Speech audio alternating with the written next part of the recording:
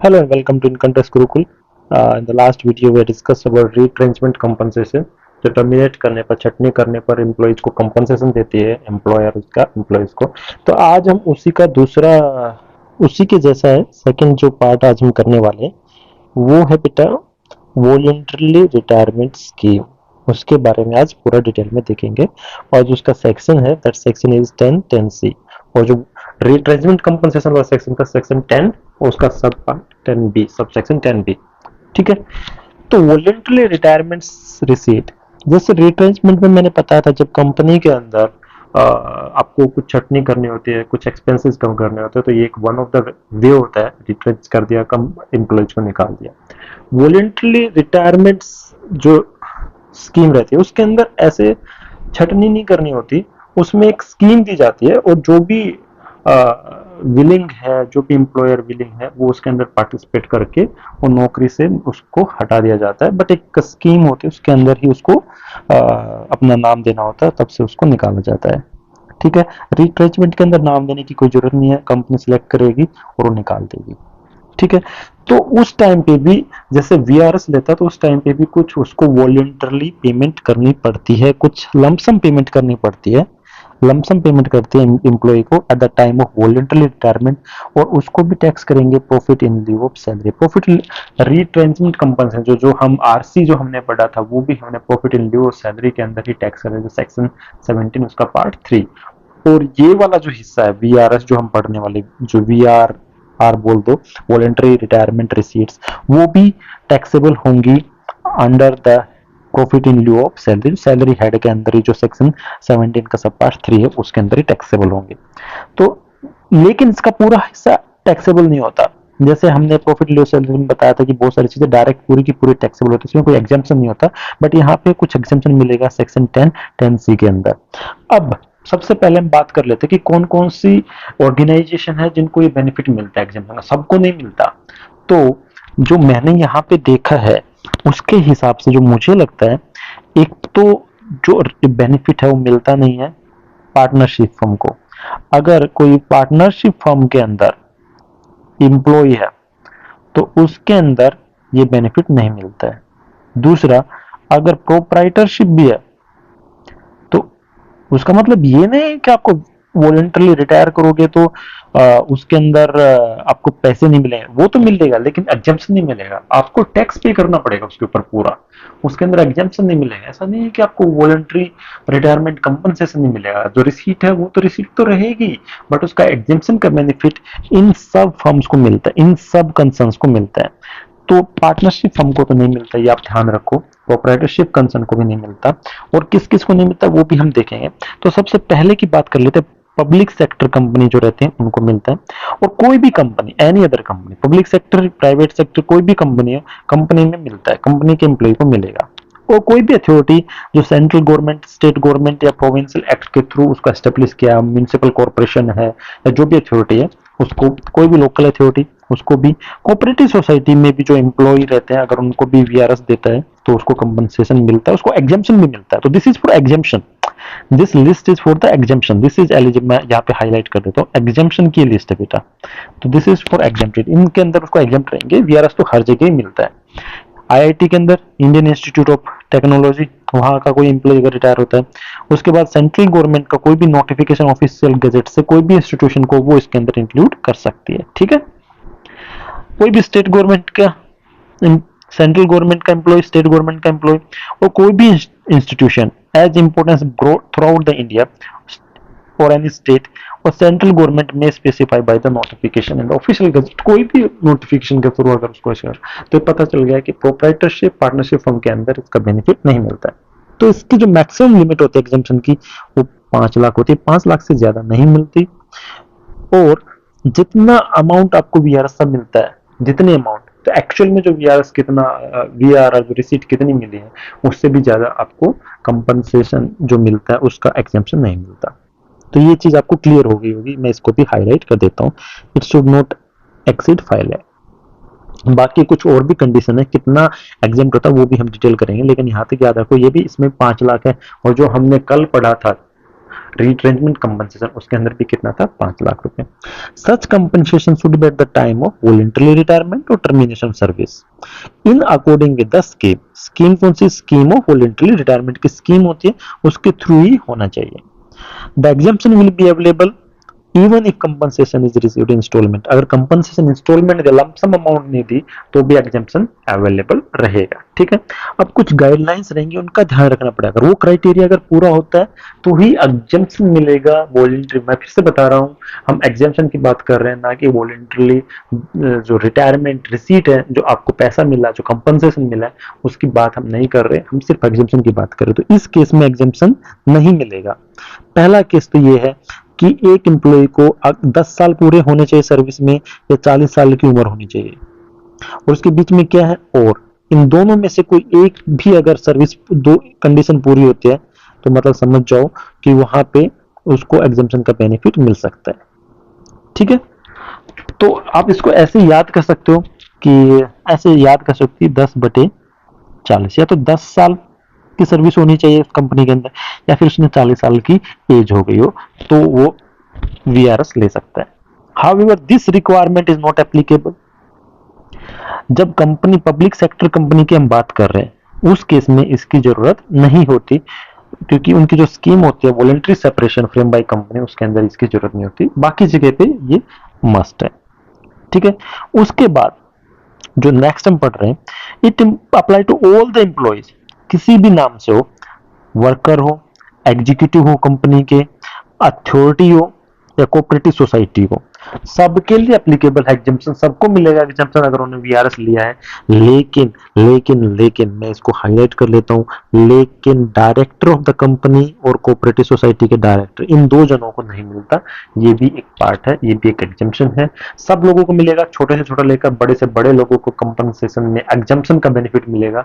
इन लोगों को कंपनसेशन तो मिल सकता है, ठीक है, लेकिन एग्जाम्पशन उनको नहीं मिलेगा accept director.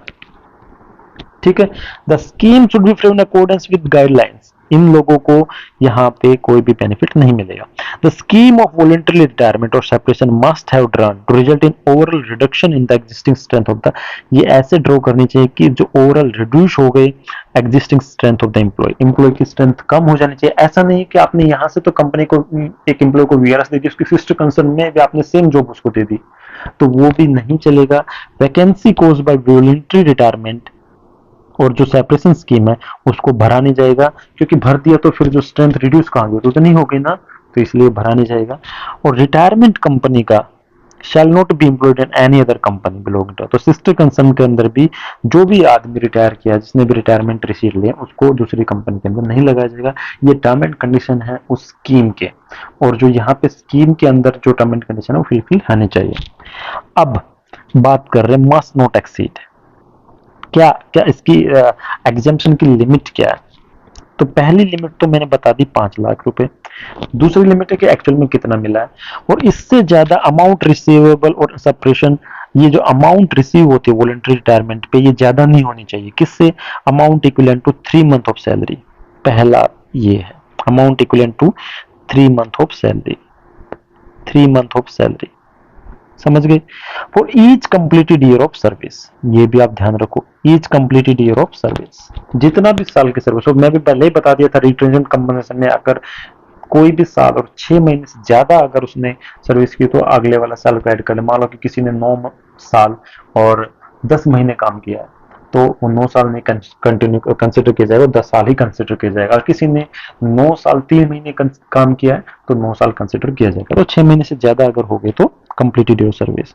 Amount equivalent to 3 month salary, 3 महीने की सैलरी। इसमें दो है, अब दो तो हमने पहले ही पढ़ लिया, एक तो ये, एक तो हमारा ये हो गया, एक हमने बताया एक्चुअल में कितना मिला। तो ये है पास्ट की सैलरी के बारे में, पास्ट की सैलरी के बारे में कितना उसको मिला। अब फ्यूचर की सैलरी में जो रिटायरमेंट के टाइम पे, रिटायरमेंट के टाइम पे कितने दिन पहले रिटायर हुआ है, उसके बाद कितने दिन की सर्विस बची है। अगर मान लो किसी आदमी की सर्विस थी टोटल 20 साल की, 20 साल के अंदर उसको रिटायर होना था, वो भाई साहब रिटायर हो गया 18 साल, वॉलंटरी रिटायरमेंट स्कीम के अंदर ही हो गया, तो बचे कितने, 2 साल, 2 साल मतलब 24 महीने। तो उसको पूरे 24 महीने की सैलरी के इक्विवेलेंट उसको मिल सकता है। क्या क्या मिल सकता है? उसके इक्विवेलेंट उसको मिल सकता है कंपनसेशन, उसको मिल सकता है रिसीट, वॉलंटरी रिटायरमेंट रिसीट। तो अब हमारे पास देखा जाए तो चार चीजें आ गई। पहली चीज कि एक्चुअल में कितना मिला, ठीक है। दूसरी 5 लाख रुपए, उससे ज्यादा नहीं होना चाहिए। तीसरी जो मैंने यहां पे बताया था, amount equal to 3 month salary multiply by 3 month salary multiplied by completed year of service. और चौथी कितनी आ गई? जितना भी टाइम बचा है, रिमेनिंग टाइम, रिमेनिंग जो मंथ है उनकी सैलरी। इनमें से सबसे लेस वाला लेना, लीस्ट जो रहेगा वो लेना है, और वो ही एग्जेम्प्टेड अमाउंट रहेगी, ठीक है। एग्जाम्पशन उसके अंदर रहेगा। अब कुछ और इसके अंदर बातें हैं, वो डिस्कस कर लेते हैं 1 मिनट के लिए। व्हेन रिलीफ इज अलाउड, तो रिलीफ के बारे में पूरा हम डिटेल में पढ़ने वाले हैं बच्चा, इसी के अंदर सैलरी सेक्शन के अंदर रिलीफ में पूरा पढ़ेंगे, तो वहां पे आपको एक्सप्लेन कर दूंगा मैं, ठीक है। अब एक बात और ध्यान रखना, अगर वॉलंटरी रिटायरमेंट कंपनसेशन मिला है टेंडेंसी के अंदर इन एनी असेसमेंट ईयर, पहले पे किसी में, तो no exemption under thereunder shall be allowed in any other assessment year. अगर एक बार आपने बेनिफिट ले लिया, जैसे आप आगे पढ़ोगे ग्रेचुइटी का, ग्रेचुइटी के अंदर जो स्टैट्यूटरी लिमिट होती है ना बेटा, वो होती है 20 लाख रुपए। और आपने एक बार ग्रेचुइटी मिल गई एक जगह से, और वहां पे आपने ले लिया 10 लाख का बेनिफिट, तो बाकी का कितना बच गया? 10 लाख। फिर अगली बार फिर आपने कंपनी शिफ्ट की, चेंज की, और वहां पे आपने बेनिफिट ले लिया 6 लाख का, तो अब 6 लाख के बाद कितना बच गया? 4 लाख और बच गया। 20 में से 10 का ले लिया था, 10 बचा था, अब 6 हो गया, 4 बच गया, और 4 का आप फिर से ले सकते हो, 4 लाख का बेनिफिट। तो कहने का मतलब है कि जितनी बार आप चाहे ले सकते हो, लेकिन मैक्सिमम कितना मिलेगा? 20 लाख तक का। यहाँ पे ऐसा नहीं है, यहाँ पे सीधा सीधा लिखा है पूरा कि एक बार ही ले सकते हो, उसके बाद दूसरे असेसमेंट ईयर में आपने एक बार में 5 लाख का लिया हो, चाहे 2 लाख का लिया हो, चाहे एक बार 1 लाख का लिया हो, उससे ज्यादा एक बार आप कितना भी ले सकते हो, मतलब विद इन दिस लिमिट आप ले सकते हो एक बार में, विद इन दिस लिमिट। उसके बाद बाकी के असेसमेंट ईयर में आपको बेनिफिट नहीं मिलेगा, बाकी के, ठीक है।